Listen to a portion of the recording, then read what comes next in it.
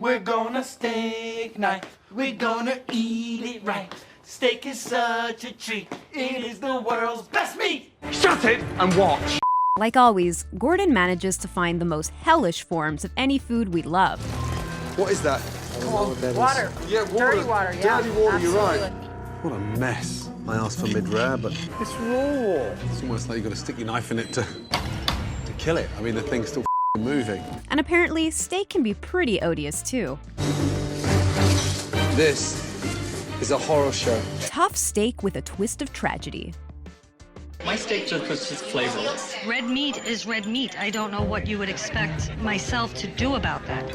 A chef with a disproportionate degree of self-confidence and a restaurant owner who has a day-long load of alcohol in his system might not be the best recipe for steak. My food is good, and if he critiques it like I seen him critique other people's food, I'm gonna probably throw it at him. But the real nasty thing about PJ's Steakhouse is not the steak per se, it's the family tragedy that comes with it. A drunken owner, a frustrated wife/partner, and $2 million flushed down the toilet. And we're not sure what ticked Gordon off more about the food, the piece of plastic he found inside it, or the coulis sauce that the crab cake was attached to when he got it. Is that something out of the Modern Art Museum?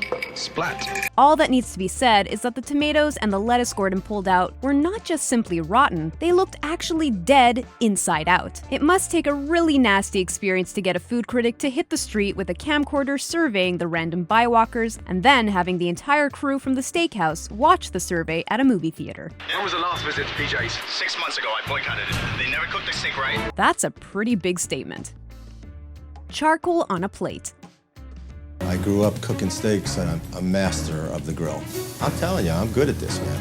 I'm very good at this. For a head chef who supposedly grew up cooking steak, the steak at Mike and Nellie's does not give itself off as such at first sight. Is that a steak or charcoal? It's generally not a good thing seeing a food critic spit out the food served to him. That just tastes of burnt charcoal. I feel like I've got a barbecue in my mouth. To head chef Mike, though, this steak qualifies as prime steak. He generally gave his cooking a 9 out of 10 rating. You rated the food 9 out of 10. I wouldn't pass it above 2. The chef's daughter was definitely relieved to have Gordon give it to him about his soggy and bland food. If that's what he serves to customers, God knows what she has to put up with when he decides to make any home experiments.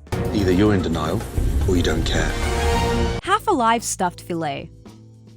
Don't sweat the chef. Do what you guys normally do. There's undercooked meat, then there's flesh that was just freshly cut off a living body. That's what Gordon got when he ordered the Italian stuffed filet mignon at Levante's. What a mess. I asked for mid-rare, but it's raw. It's one of the nastiest scenes ever, seeing Gordon poke his knife into that red, raw flesh. Such dread can only be served among breadcrumbs and hairballs, and that's exactly what Gordon found when he slid his finger across one of the seats. How often is the restaurant cleaned? How often?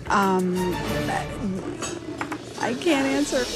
We have to give it to them. The crew at Levante's are definitely masters at wrapping up their food experience with a comprehensive grim package, including the Carletta sauce that the head chef got from one of his dreams, along with olive oil that definitely wasn't nose-friendly. To top all this, dessert was a 2-week-old tiramisu brick. This stinks. Lecithin-Sprayed Steak. Do you not think this looks drab?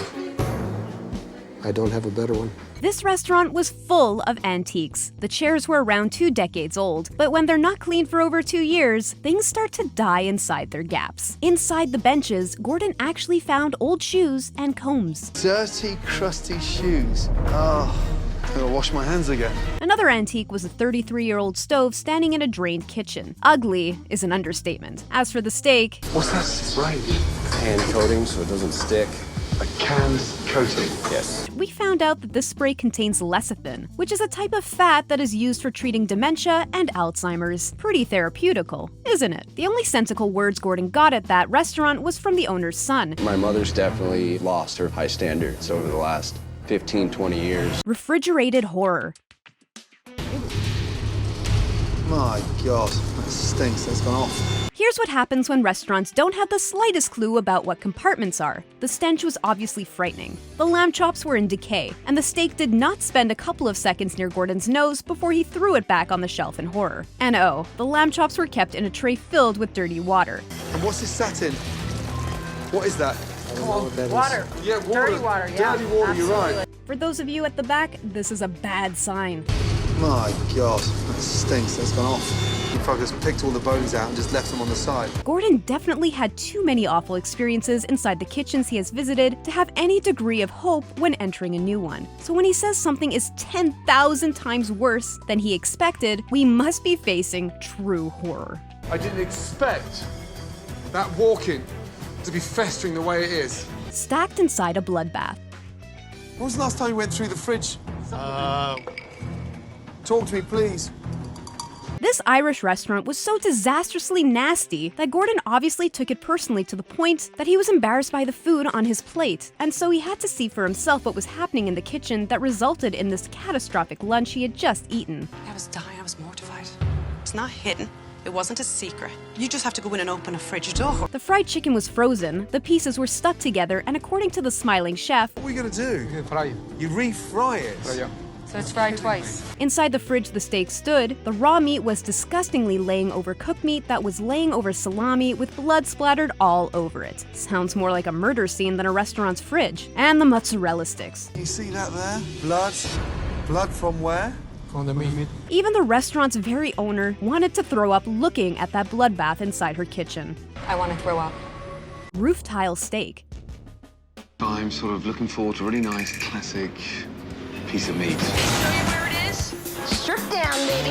Have you ever ordered a filet mignon and a few minutes later found the waiter walking in with your steak lying over a roof tile? That's how Gordon got his steak at this restaurant. The flying tsunami was served to Gordon on a roof tile. And so the tsunami is the garlic butter running down the drain pipe. That certainly doesn't look so pleasant. The owner was pretty proud of the tile thing, though. You'll love this. Gordon was surprised by the whole thing, but his surprise was magnified by the chewiness of the steak. It's the toughest and the most chewiest filet mignon I've ever tasted in my entire life. When he says it's the toughest, chewiest filet mignon he has ever tasted in his entire life, you should take his word for it. Eating this piece of rubber off a roof tile definitely qualifies as nasty. Chef Ramsay hated the food, he hated the decor, and I can't understand why. Fried giraffe's tongue. When Chef Ramsay paid Zeke's restaurant a visit on a Kitchen Nightmares episode, this fried chicken steak was in the specials. And God, was it a true nightmare. Bland as anything. No seasoning, no care. The real nastiness was all in the display. That piece of chicken steak looked pretty ugly, and if we had spent a week trying to describe it, we wouldn't have gotten it as right as Gordon did when he said it looked like Had a giraffe's tongue cut out and deep fat fried. We must applaud the chef for his accuracy. I'm not going to agree with that. It didn't look that way to me. I mean, that's what normally goes out. It's a good product. We guess that chef's degree of self-awareness is as little as his seasoning. A beat-up fillet. Hey, I'm gonna get a glass of water, then I'll go meet Darth Vader. On one of his Kitchen Nightmares expeditions, Gordon ordered the steak and lobster rocket. That's a very funny looking lobster. But aside from the poor, funny-looking lobster he got, Gordon was pretty offended by the steak cut. And why is the fillet butterflied like that? He cuts it off and then pounds it thin. About to be my meat. About to be my meat. He beats the crap out of a fillet.